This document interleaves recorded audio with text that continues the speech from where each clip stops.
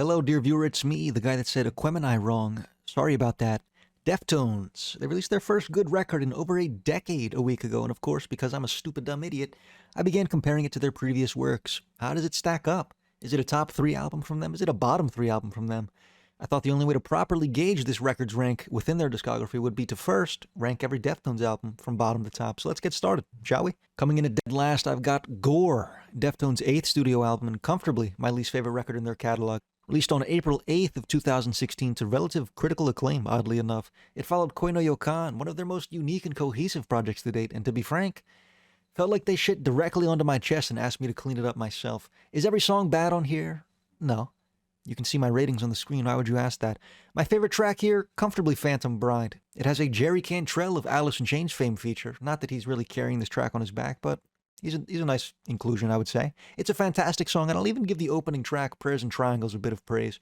But I would truly prefer being beaten to death with a battle axe to listening to this project top to bottom ever again. Seriously agonizing stuff, and my pick for their worst project, by a lot, I'd say. A comfortable D-tier record. At number 9, I've got Ohms, Deftones' 9th studio album and the successor to Gore's Bitch Ass.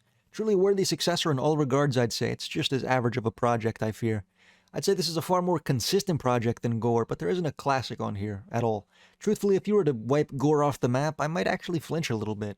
Phantom Bride is a great song, and I listen to that quite a bit. Were you to erase Ohms, I'm pretty sure I would actually never notice.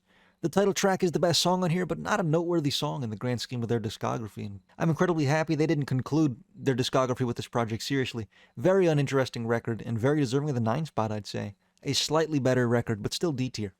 At the big number 8, I've got their self-titled record, released on May 20th of 2003, following the incredibly well-received White Pony.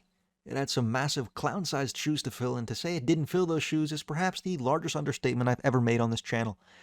The only thing separating this album and Ohms in terms of being agonizingly average projects is the inclusion of the song Minerva, which I think genuinely is one of their best tracks. Incredible track both musically and I'd even say lyrically. The rest of this record, I really don't care about at all. Bloody Cape is a decent enough song, but it shouldn't be the second best track on this record by any means. Pretty mediocre from a band in their prime, but not completely without value like those last 2 records, I wouldn't say. A solemn C-tier record. At number 7, bet you didn't see this shit coming, Adrenaline. Completely outplacing my expectations here. Released on October 3rd of 1995 and the band's debut record. It's pretty obvious though. The production is, well, to be frank, it's ass, but the creativity is there.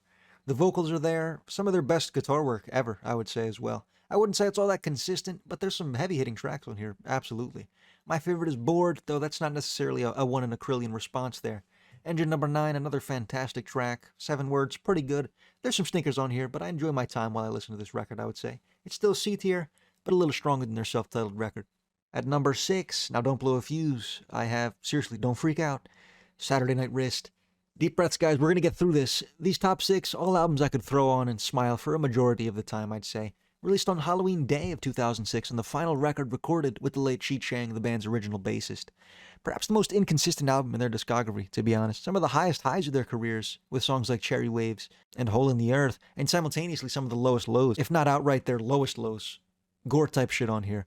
The great tracks do some heavy lifting here, of course Hole in the Earth and Cherry Waves like I said, showing some of Chino's greatest vocals to date, to be honest, but a couple deeper cut tracks here I absolutely love as well, like Mean, featuring Serge Tankian of System of a Down, and Xerxes, another excellent Chino performance I'd say. Were this album kept in the cooker a little longer, I'm sure it could have gone up a spot or 2, but songs like Pink Cell Phone and the Rat song, I think just kind of fucking suck, and they just assassinate my immersion when I throw this record on top to bottom. Much better than anything before it though. An incredibly strong B tier, I'd say. Top 5 time, here we go. At number 5, I've got, wow, Diamond Eyes. Released on May 4th of 2010, it serves as a tribute record to the late Chi Cheng, who at this point had been in a coma for close to 2 years following a terrible road accident. It's not quite a flawless record, but top to bottom, this is pretty fucking excellent stuff. While Pink Cell Phone makes me want to leap off my balcony into one of those infinite voids in the Mario games, the worst song on this record, which I think is Rocket Skates, actually, causes me to slightly frown, at worst. Everything here is a bare minimum good, I'd say. A thumbs up. Some absolutely beautiful tracks on here like Sex Tape and Beauty School.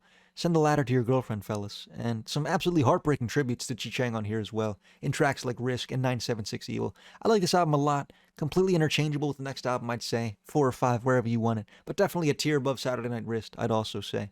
A strong A tier for this record.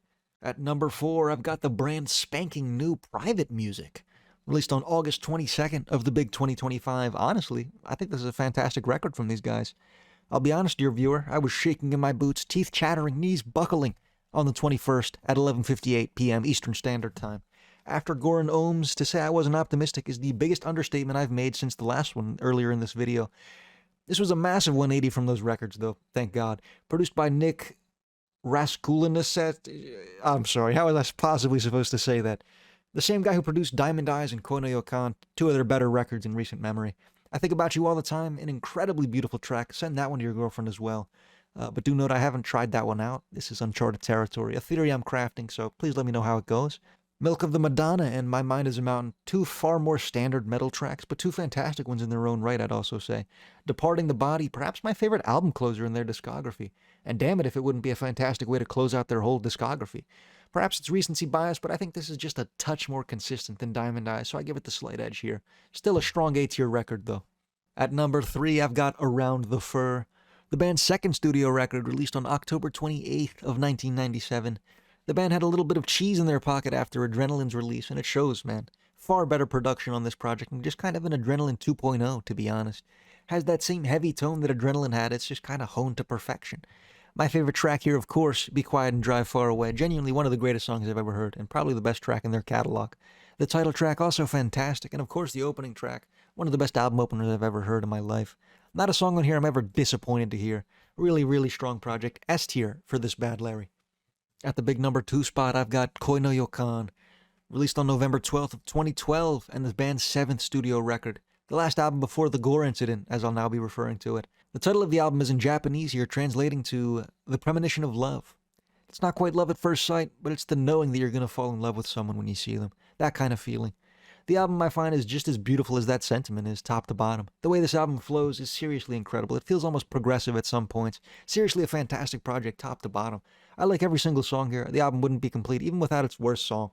My favorites here gotta be Entombed and Rosemary, as standard as that is. The peak of their songwriting, perhaps. Just beautiful lyrically. Just two unfathomably beautiful tracks. I can't describe my love for this album enough. GOAT tier project, I'd say. And of course, at number 1, it's gotta be White Pony, the band's third studio album released on June 20th of 2000. Some massive shoes to fill following Around the Fur, and my god, I'm not sure the album even fits in those shoes. If Around the Fur was Adrenaline taken to its peak, this is Around the Fur taken to even higher peaks. That same shoegazy sound that they mastered on Around the Fur, mixed with some incredible heavy tracks you'd expect off Adrenaline, with some absolutely stellar production, and the entire band at the top of their game. One of my favorite albums ever, and an album I feel truly deserves every bit of praise it gets. Almost too many highlights to name, but the two best tracks here, in my mind, are Digital Bath and Passenger, featuring Maynard James Keenan of Tool. The former just absolutely mesmerizing instrumentally, and probably Chino's singular best vocal performance ever. Lyrically incredibly strange, yet incredibly fitting for the instrumentation. One of the best songs I've ever heard, for sure. Passenger. My god, where do I begin? The vocals on this track may be my favorite of all time. The chemistry between Maynard and Chino here, ridiculous, indescribable.